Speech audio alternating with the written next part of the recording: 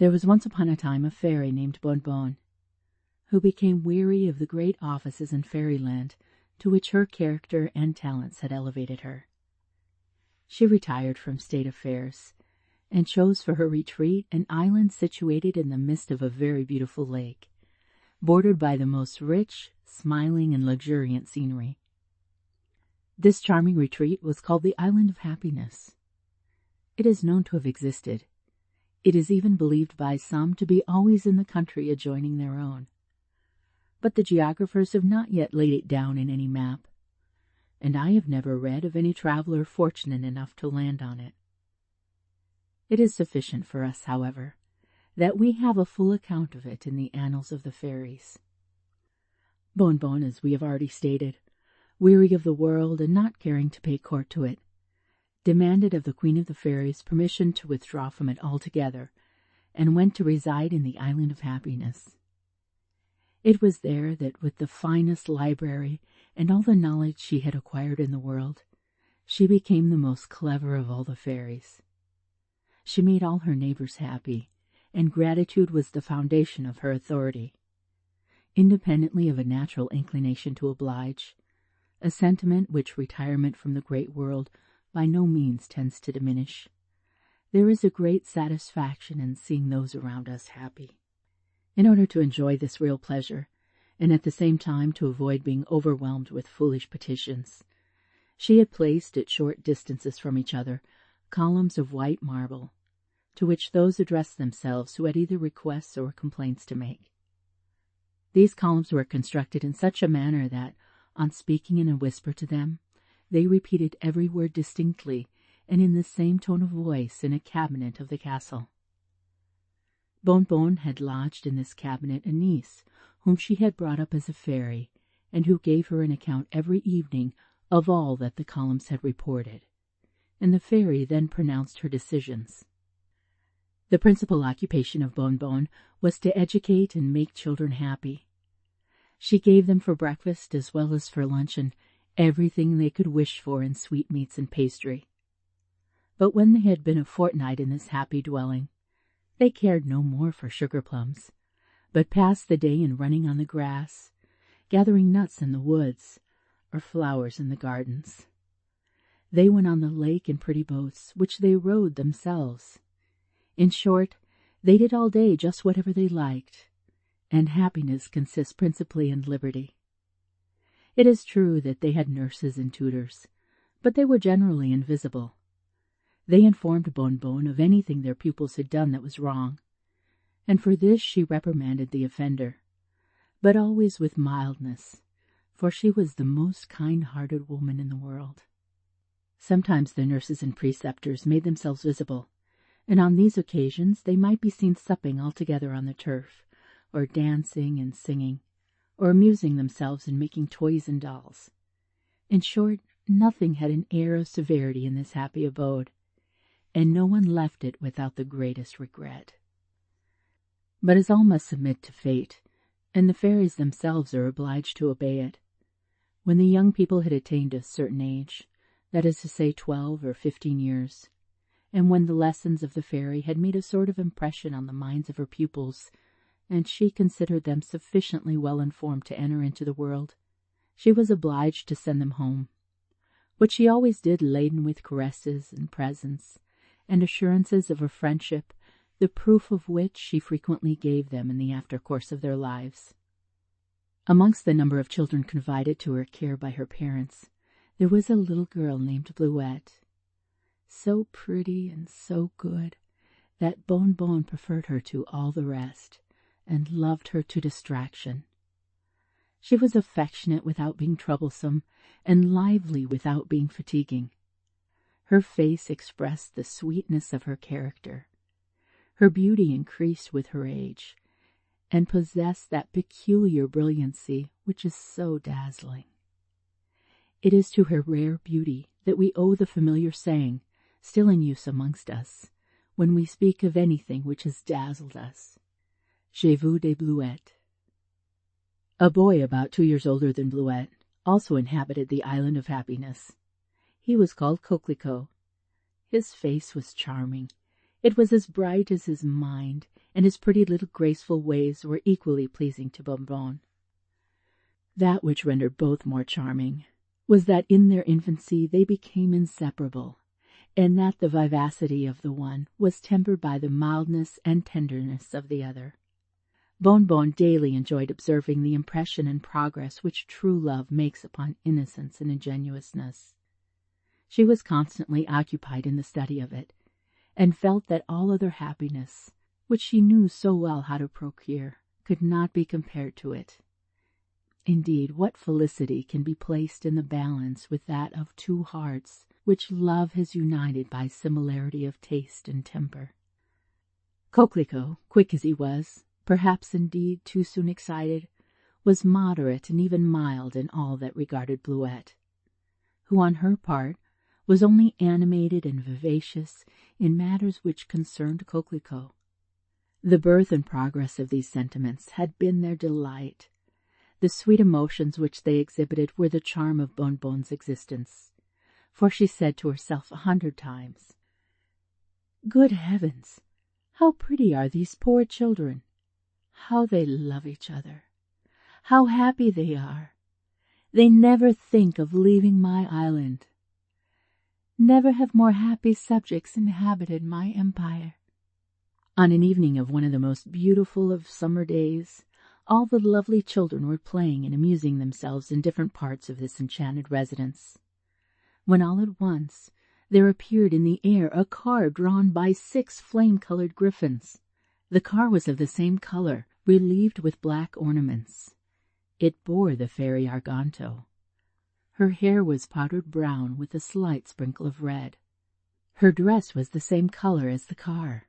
Her griffins alighted at the portico of the castle, whither Bonbon and her niece had repaired to do the honors to the fairy, and assist her to descend.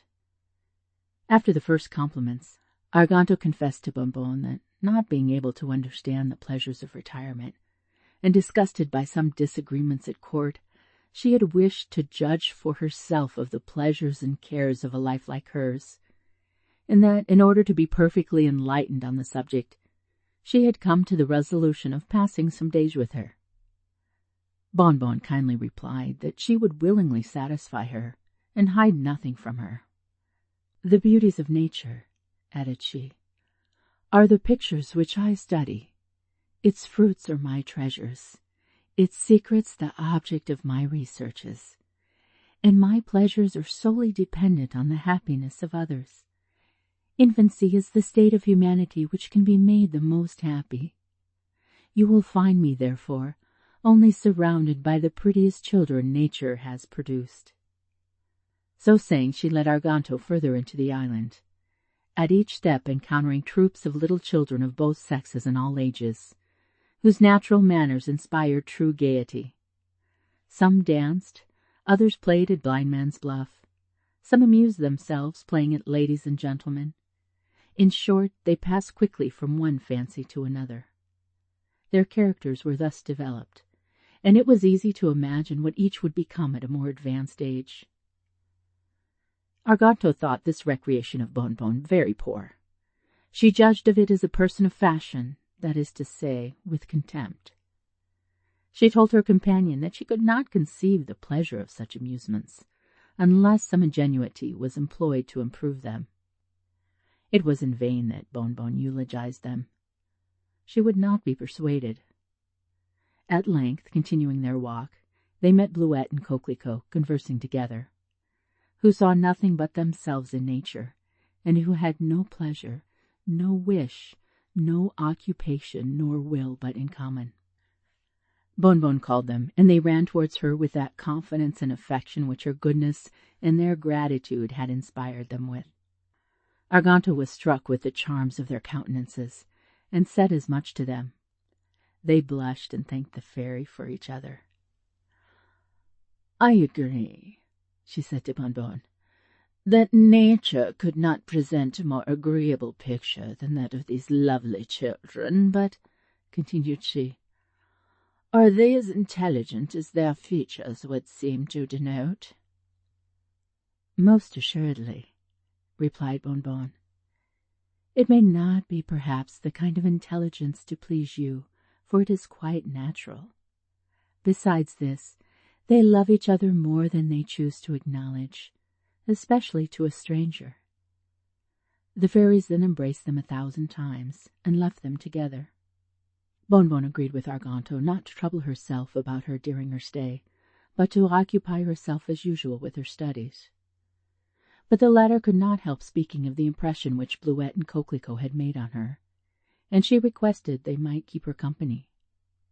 Arganto was born wicked, and wickedness looks with impatience on the happiness of others, and is always at work to destroy it, even if with no other motive than that of doing mischief.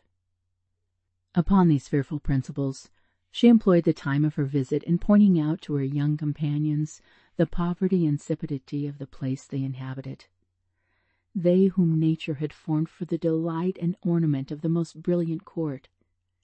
And then she gave them a glowing description of the abodes of kings.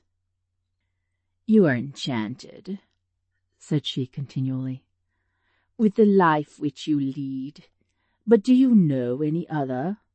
The splendor of the world, the fetes which are given to beauty alone, the preference which is at all times accorded to it, are the real triumphs of a pretty girl." It was thus she spoke to Bleuette. "And you," addressing herself to Coquelicot, "with the spirit you possess, what would you not do at court? You certainly must be brave, and of what are you not capable?" This wicked discourse made by degrees the impression which Arganto wished upon the minds of these amiable children. They sought each other's company as usual, but they found each other no longer occupied with themselves alone. They began by self-reproaches, and at length made reciprocal confessions, for they could no longer talk of anything else but the opinions of the fairy. Love and the hope of not being separated, it is true, were the foundation of their projects. But curiosity and the novelty of all which Arganto had told them, and above all self-love, the poison of life, perverted at length their innocent minds. They abandoned themselves to the wicked fairy, who, in order to make them fall more easily into the snare she had laid for them, did not neglect to destroy the respect and gratitude they entertained for Bonbon by telling them, "She is a provincial fairy whose taste is not at all refined. Her character not suiting the court, she is too happy to be able to keep you with her. She sacrifices your fortunes to the pleasure and use which you are of to her." It was by such discourse as this that she induced these children to become ungrateful. She promised them not to forsake them, and she assured them that, being a more powerful fairy than Bonbon, they need not be anxious about anything. She did even more. She warned them of all that the good fairy would say to them when she should learn the resolution they had taken. In short, they promised to follow her after she had given them her word that they should not be separated. When Arganto was well assured of the part they had taken, she said to Bonbon that it was time she should cease to trouble her in her retreat, and begged her at the same time to allow her to take with her Bleuette and Coquelicot.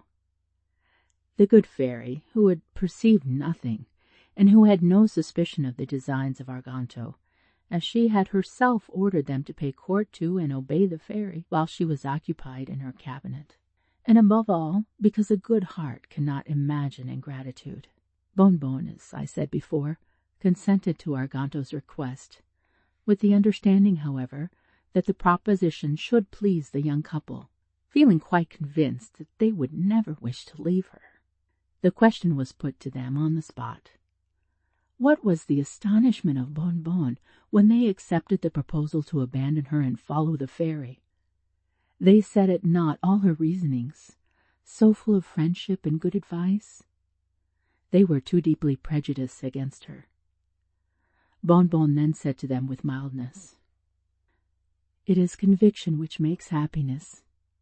You would cease to be happy in this abode, because you imagine greater felicity awaits you in another country. "Depart, let nothing detain you," said she with tears in her eyes. "May you be contented." Bleuette and Coquelicot were moved by this tender discourse, and on the point of falling at the feet of this adorable fairy, and conjuring her to forget that they had ever had the idea of separating from her. But the emotion they felt at the moment made them both faint away, so that the wickedness of Arganto was not required to counteract this return of good feeling. She herself was touched by so tender a scene, and at the moment almost repented having caused so much sorrow to 3 persons, who were only to blame for placing too much confidence in her.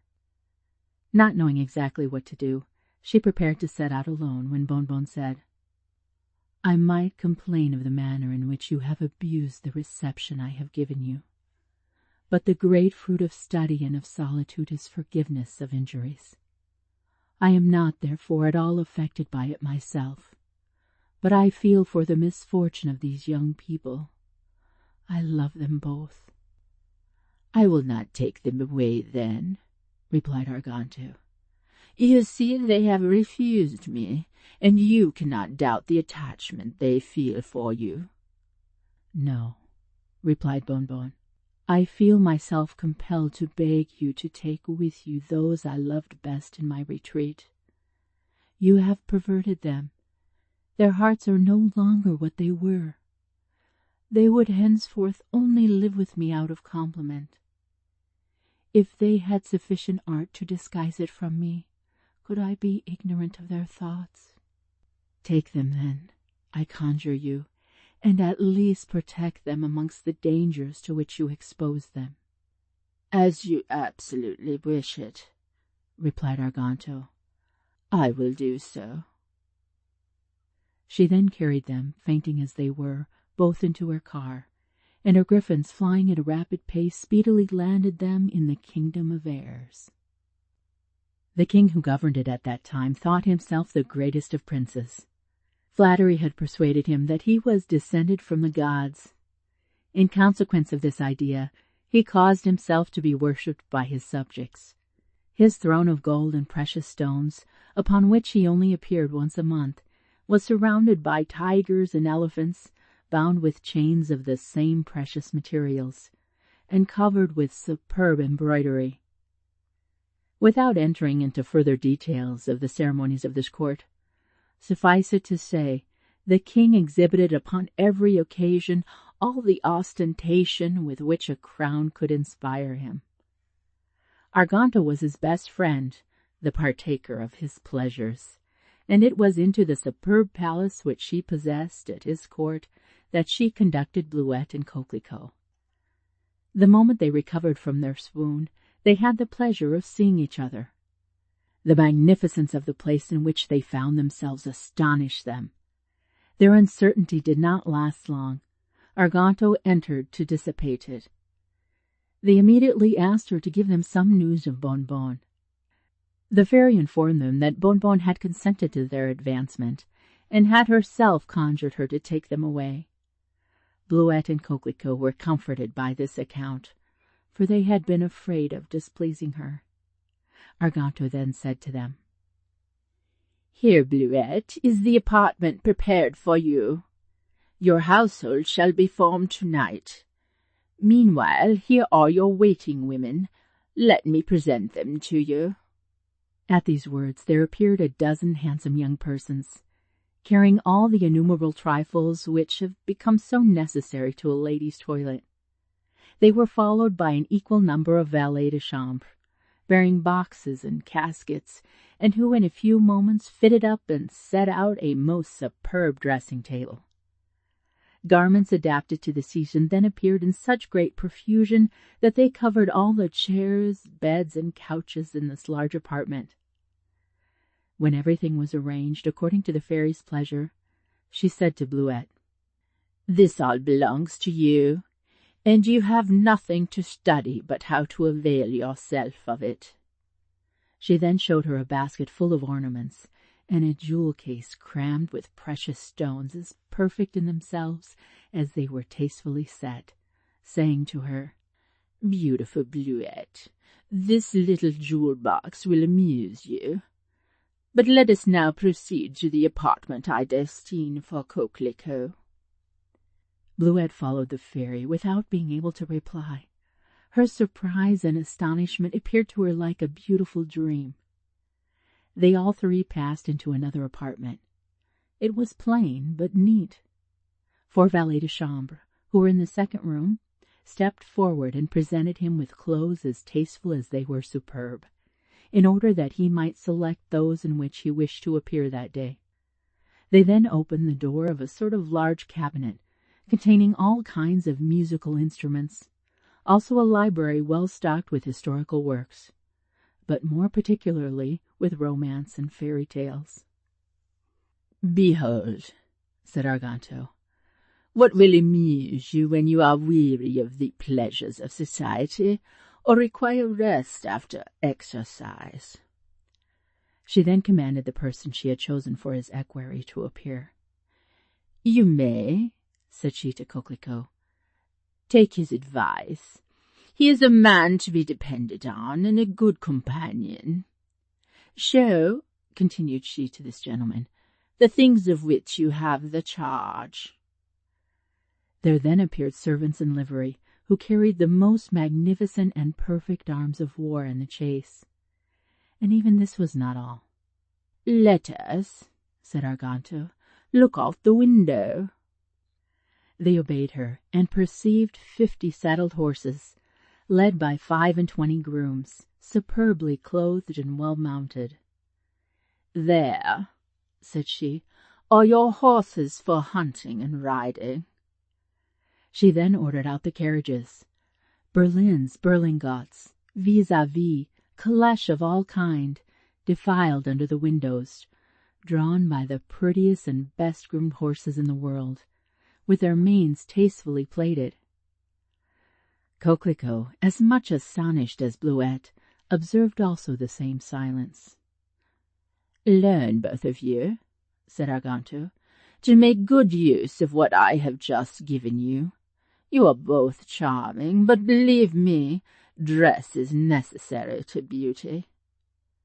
She then left them in their separate apartments, questioning their new domestics on the particular use of all the novelties that surrounded them, for they dared not yet give any orders. They at length dressed themselves, and Coquelicot proceeding to the apartment of Bleuette, they were mutually astonished at the agreeable effect of their attire, and uttering 100 praises of the good taste of Arganto, they became more than ever convinced of the truth of what she had told them respecting Bonbon, for whose simplicity they began to blush. All the court, learning of the arrival of Bleuette and Coquelicot, either from curiosity or the desire to please the fairy, came with great eagerness to pay her a visit. The king himself did her this honor. The praises of the men of Bleuette and those of the women of Coquelicot gratified both exceedingly. They found that the language spoken in this country had an agreeable style hitherto quite unknown to them. They were struck by it, and thought of nothing but imitating it. Bleuette, from the first day, perceived that Coquelicot was not made for his fine clothes, and that he had a borrowed air which the other men who surrounded her had not. In short, both were occupied by 1,000 new fancies. They saw each other every day, it is true, but they sought each other less, and the tender conversations in which simplicity, ingenuousness, candor, and truth had formerly so large a share, no longer took place between them. They were only anxious now to place their words and turn their phrases according to the style which they had been so much struck with in their new residence. The dress, the magnificence, and the brilliancy with which they dazzled the whole court caused every one to give them the titles of prince and princess. They knew well that they did not deserve them from their low birth, but the mistake of others gratified their vanity. They agreed between them to keep their real condition secret, and hoped privately that their beauty and merit would in time really raise them to that dignity. Coquelicot had perfectly handsome features and a charming figure. He performed all kinds of feats with marvelous success. Almost all the ladies were pulling caps for him. Bleuette was not in the least jealous of his conquests, and although in such situations one is not always just, she had at least the generosity not to reproach him in any way. In fact, she deserved reproaching equally herself, for the court and its grand airs had changed her heart and mind as much as his. Bleuette, on her part, thinking of nothing but how to attract admiration and to outvie all the other beauties of the court, became a practiced coquette. You may easily judge, knowing what I have told you, how long she was in availing herself of all the presents of the fairy. She very soon invented fashions, which all the other ladies, handsome or ugly, were in spite of themselves obliged to follow. During some time this gratification of her vanity only presented to her view jealous rivals. Men captivated and admiring, flattered or plunged into despair by her glances and her deceptive and provoking speeches. But Bleuette was so beautiful, she had so much wit and grace, that even when making them most miserable, she was the theme of their praises and the object of attraction to all the finest people of the court. She also conducted herself with so much prudence that no one could cast the least slur on her. Coquelicot, on his part, fickle adorer of 1,000 different objects, flattered his vanity without ever satisfying his heart. Such was the true and unhappy situation in which these two persons, formerly the most loving and amiable possible, found themselves, when this same vanity, the shoal on which so much happiness has been wrecked, was itself violently offended. It must be remembered that, dazzled by the splendor which surrounded them, they had both received with pleasure the titles of princes. But nothing is unknown to the world, and such vanity would awaken a contempt for falsehood in those who have no higher motive for despising it.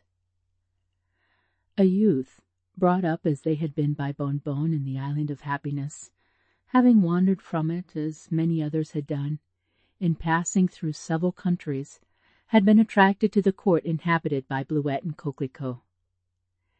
He was astonished to hear the grand titles of prince and princess added to their well-known names. He ran, however, to the fairy's palace to embrace them. But far from receiving him kindly, they did not condescend even to recognize him. He complained to everybody who would listen to him, and all the court were very soon informed that Princess Bleuette and Prince Coquelicot were the children of, 'twas true, very honest people, but who were nothing but poor shepherds. The court is a region in which nothing is forgiven, and where anything ridiculous is sought for with the greatest eagerness. Therefore it profited by this affair. Songs and epigrams were circulated in a moment, and the objects of their attack could not pretend ignorance of them, for according to the praiseworthy custom of the authors of such works, the first copies were addressed to the persons most interested. Coquelicot was bantered by one of the wits of the court, but he demanded very prompt satisfaction, and the combat in which he killed his adversary brought him honor in a place where truth is so rare, notwithstanding that a falsehood is never pardoned. They rendered justice to his valor, but they no longer paid him the same attentions. For, in short, although riches can obtain everything, the ridicule attached to low birth, combined with vanity, is rarely overlooked at court. As for Bleuette, whom wounded pride rendered still more haughty than ever, and who hoped by her beauty and accomplishments to stifle the disagreeable reports which had been spread about her former pastoral condition, Bleuette, I must tell you, had in addition the mortification to see some letters which she had had the imprudence to write handed round amongst her acquaintances. Her attraction diminished, and her reputation tarnished, however unjustly, hurt her deeply, and induced her to reflect seriously. Recalling then the remembrance of her former happiness, the words of Bonbon presented themselves to her mind. Bleuette, being thus agitated by all the recollections which led her back to her first sentiments for Coquelicot, looked only with regret upon the conduct she had pursued towards him since she had been at court. She was ashamed of it, but it was not possible for her to speak to him openly on the subject. "You will consider," said she, "my most sincere repentance to be caused either by coquetry or jealousy. And I cannot complain, or he will believe that my birth, being known and made public in this country, has deranged my projects of advancement, and that I am brought back to him only by a feeling of shame and necessity. No," continued she, "I will not betray to him all the weakness of my heart, or all the pain which the false friendship of Arganto has caused me." Similar ideas tormented Coquelicot. He thought all those who treated him as formerly like a prince did so in mockery and to ridicule him, and felt satisfied that those whose conduct was changed by the reports which had been spread respecting him would give him continual annoyance. This situation, distressing as it really could well be, was not the sole evil which oppressed him. The remembrance of Bleuette, tender, faithful, simple, and innocent, the recollection of the residence of Bonbon, and that of the charm and peace that pervaded it, awoke in his soul so great a disgust for all that the world calls pleasure, and which he had himself taken for happiness, that he determined to fly from the court. They had but to speak to one another, and they would have been convinced and consoled. But still young and inexperienced, they determined on the thing of all others to be avoided in love and friendship: silence. For want of confidence increases and envenoms the wound we have received, as well as that which we have inflicted on others. Thus, therefore, not daring to look at each other, so much had the shame of their proceedings made an impression on their hearts, they each separately, and without communicating their intentions to anyone, made up their minds to quit the court. Solitude appeared to offer them the only chance of consolation. They departed the same morning, just as if they had been acting in concert. They chose the plainest dresses they could find, not without regretting those they had brought with them to the court. They would have felt still nearer approaching their former innocence, in habits so vividly recalling the scenes of their past felicity. They took nothing away with them but the portraits which Arganto had painted of them in miniature, representing them as they were when they left the island of happiness. They set out by very different roads, but in proportion as they left the court behind them, nature spoke to their hearts. The song of the birds, the serenity of the air, the view of the country, that sweet freedom which it inspires, all recalled their former happiness, all softened them, and drew them towards each other. "But how shall we ever find each other again?" said they unceasingly to themselves. "I should have convinced him," thought Bleuette. "She would have pardoned me," sighed Coquelicot. "I will return to the court. But how can I reappear there?" For each thought the other had remained in the palace, in this miserable condition. The remembrance of Bonbon again presented itself to their mind. It is friendship we invoke in adversity.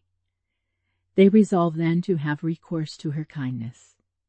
If they had not themselves known the delights of the island of happiness, if they had not been anxious to revisit the scenes of their former felicity, it is so natural to desire a similar habitation, that we often set out in search of it on the description of others. Each, therefore, turned their steps in the direction of the island. It was very easy for them to find the way, they who had once so worthily inhabited it. They intended to address themselves to one of the columns of which I have spoken, and which conveyed to the ears of the fairy all the requests of her petitioners. What was their surprise, or rather, what was their delight to meet each other again on a spot and in a dress which explained everything. After the first transports, in which the eye hardly sufficed to satisfy the soul, The first words they uttered were, "Pardon me, I cannot live without you." The pardon which is mutually sought is soon granted, and it was no longer necessary to employ the aid of the fairy. The unison of their desires had already transported them into the most beautiful spot in the island. They were anxious to excuse themselves and request the forgiveness of Bonbon, but she prevented them. "I know all that has happened to you," said she. "I have shared your troubles, although they were deserved. Enjoy the happiness of my empire. You are now better able to appreciate its delights." They lived happily because they never ceased to love each other, and they died at the same moment. Bonbon bestowed their names upon 2 wild flowers in order to immortalize their memory. End